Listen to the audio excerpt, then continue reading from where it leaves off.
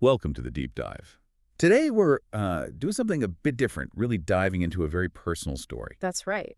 It's a heartfelt appeal for help, actually, and it gives us this incredible window into, well, modern medicine, living organ donation, and just the human side of it all. Exactly. So our mission, if you like, is to unpack this single message. We're going to extract the key facts, the context, everything you need to understand a really critical health situation. Yeah, it's like a shortcut, using this one personal plea to understand the whole process of living kidney donation. We'll pull out the vital info. Okay, so the source is a message from someone we're calling Auntie Helen.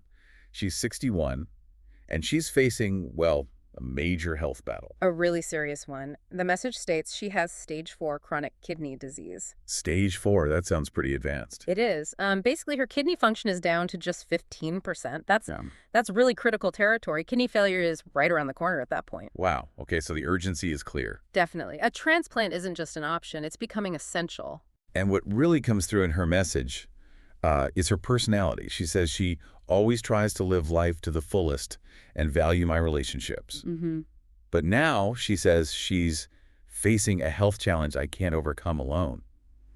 It just makes it so real, so personal. It really does. And that leads directly to why she's specifically asking for a living donor. Right. Why is that distinction so important? Well, she puts it plainly in her message.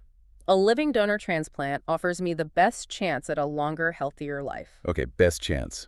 What does that mean in practical terms? It means kidneys from living donors generally start working faster after the transplant, and crucially, they tend to last longer. We're talking potentially 10, maybe even 20 years longer than one from a deceased donor. 10 to 20 years longer. That's significant. Huge difference, yeah. Better quality of life, longer life expectancy. It's the gold standard if possible. So naturally, people hearing this might wonder, okay, could I help? What's involved? She addresses the practical side too, right? Her blood type. Yes, she does. She mentions her blood type is B+ light. B positive.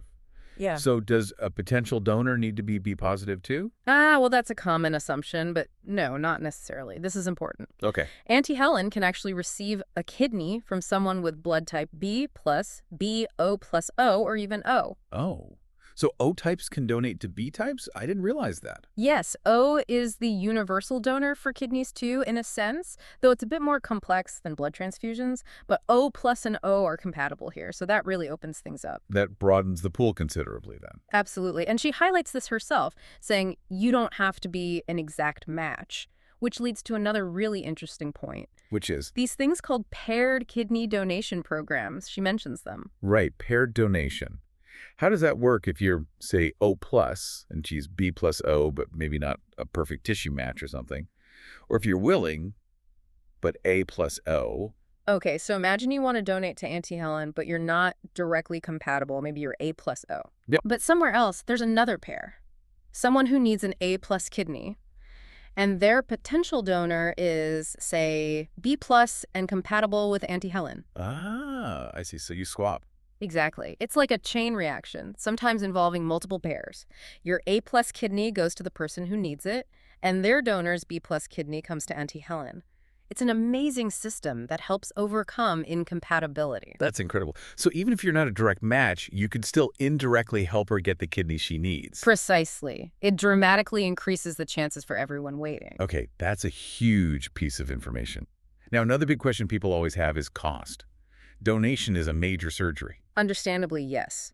And Auntie Helen addresses this head-on in her message. She says, quite clearly, I will cover any and all donors' out-of-pocket expenses not covered by my insurance company. Any and all expenses. That's what she states. And she adds, there is no financial cost for the donor. That removes a massive barrier for potential donors. A huge one. And there's another barrier she addresses too, the feeling of obligation.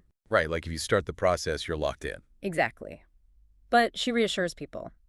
Just wanting to learn more about the process or even going through any part of the transplant process, you are never obligated to donate. That's crucial. You can explore, get tested, learn everything, and still back out at any point. Yes. It empowers people to just find out more without that pressure. It's a safe way to explore the possibility. Okay, so if someone listening is moved by this and wants to learn more, or even to see if they could help, how do they proceed? She gives a few options. First, you can message her directly. Or she provides an email, eos1@yahoo.com. That's EOUS1@yahoo.com. Direct contact. Okay. What about going through the medical team? Yes, she provides that too. The transplant center is Sharp Kidney and Pancreas Transplant Center, Sure. Okay. and the address is 8010 Frost Street, Suite 100, San Diego, California, 92123. Got it. Is there a specific person to contact there? Yes, the transplant coordinator is Erica Herrmann, and the phone number is 858-650-5031. Okay, Erica Herrmann, 858-650-5031. And Auntie Helen adds a little note here. If you do contact the center or Erica directly, it's helpful if you also let Auntie Helen know. Why that? So she can give them her full name and birth date that's on file. It just helps the transplant team connect your inquiry to her specific case more quickly. Makes sense. Right, streamlines the process. Okay, any other resources she shared? Yes, she included a link for more general information about the kidney transplant process at Sharp. It's sharp.com/services/transplant/become donor.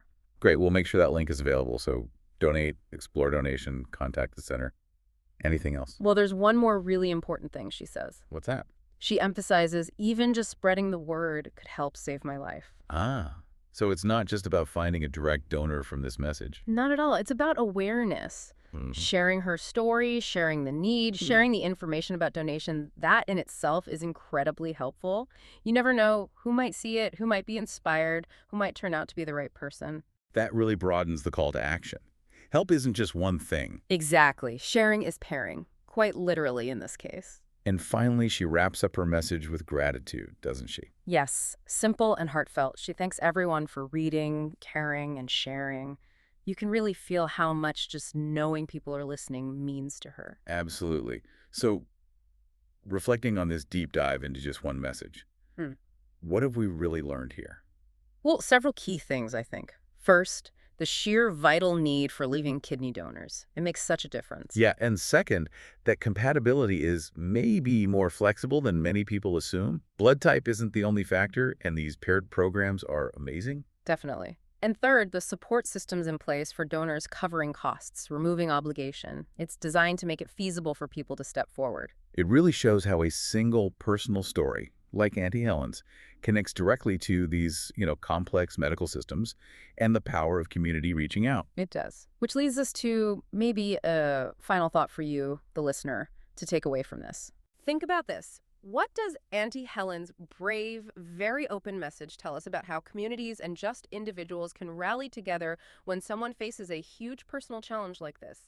And maybe how could that inspire you? Perhaps to learn more about helping others or even just to understand these kinds of complex medical journeys a little better.